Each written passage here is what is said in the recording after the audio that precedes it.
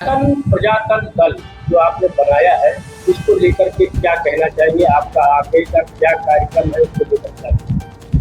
मैं अजय कुमार शुक्ला, सनातन प्रजातंत्र दल से राष्ट्रीय अध्यक्ष। मैंने जो सनातन प्रजातंत्र दल पार्टी का गठन किया हुआ है, इसका मूल उद्देश्य यह है कि हमारे देश में इसमें जो है जातिवाद की राजनीति बहुत हो रही है और जात के साथ साथ धर्मवाद की राजनीति यानी कि विभाजनवाद की राजनीति हो रही है, जो कि एक ही धर्म हम मानते हैं, वो भी सनातन है। तो सनातन को आगे बढ़ाने के लिए, सनातन के लिए लड़ना है, मुझे सनातन को एकजुट होकर आगे ले जाना है। इसलिए मैंने इस पार्टी का गठन किया हुआ है, सनातन प्रजातंत्र दल का। और इसमें सबसे बड़ी बात यह है कि सनातन से संबंधित कि हम लोग का टारगेट एक है कि अगर हम कभी सत्ता में आते हैं तो पहला चीज़ शिक्षा से संबंधित है, जिसमें गुरुकुल शिक्षा को पुनः जो है स्थापित करना, और जो इसमें शिक्षा चल रही प्रेजेंट की शिक्षा उसको भी लेके साथ में चलना। मैं गुरुकुल शिक्षा को प्राथमिकता जब तक हम देंगे नहीं तब तक सनातन को बढ़ा नहीं पाएंगे, क्योंकि संस्कृत भाषा ही हमारी मातृभाषा है। देखा जाए संस्कृत देव भाषा है, संस्कृत के द्वारा ही सनातन का जन्म है। संस्कृत नहीं है तो सनातन को कोई नहीं जान सकता है। इसलिए सनातन को बढ़ाना है तो संस्कृत भाषा को उजागर करने के लिए गुरुकुल को अपनाना पड़ेगा। दूसरी चीज किसानों से संबंधित है। किसान अगर हमारे देश के सुरक्षित नहीं है तो देश सुरक्षित नहीं, क्योंकि जब तक किसान है तभी हमें अनाज मिल सकता है, किसान नहीं तो अनाज नहीं मिल सकता। आए दिन किसान आत्महत्या कर रहे हैं, फसल नष्ट हो जा रही है, लोन जो लिए हैं सरकार से लोन भरने के चक्कर में उनको खुदकुशी करनी पड़ रही है।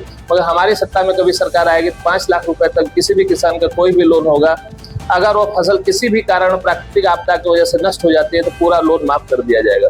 बेटी और नारी सुरक्षा से संबंधित हमारी सनातन प्रजातंत्र दल कार्य कर रहे हैं। जमीनी स्तर पर हम लोग कार्य कर रहे हैं और घर घर जाकर लोगों को समझा रहे हैं कि सनातन से जुड़िए, सनातन का सपोर्ट करिए, जाति को भूल जाइए। 2027 चुनाव आ रहा है, उसको लेकर क्या तैयारी? 2027 चुनाव को लेकर हम लोग की पूरी तैयारी है। हम लोग 403 सीट पे कैंडिडेट उतारने की पूरी तैयारी में है।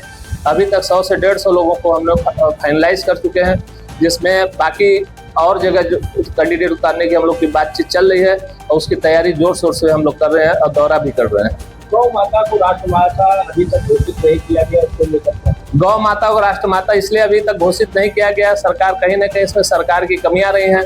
गौ माता को जो भी सरकार थी या जो है, सभी लोगों ने व्यापार बना लिया हुआ है, दिखाने के लिए कि गौ माता के हम संरक्षक हैं, रक्षक है।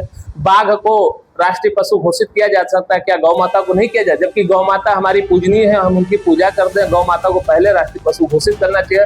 जिस दिन गौ माता को हम राष्ट्रीय पशु घोषित कर लेंगे या करा लेंगे, या हमारी सत्ता में कभी सरकार केंद्र प्रदेश में कहीं भी आती है, अगर हम कोशिश करने पर गौ माता को राष्ट्रीय पशु घोषित करा लेंगे, उसी दिन से गौ माता की हत्या बंद हो जाएगी।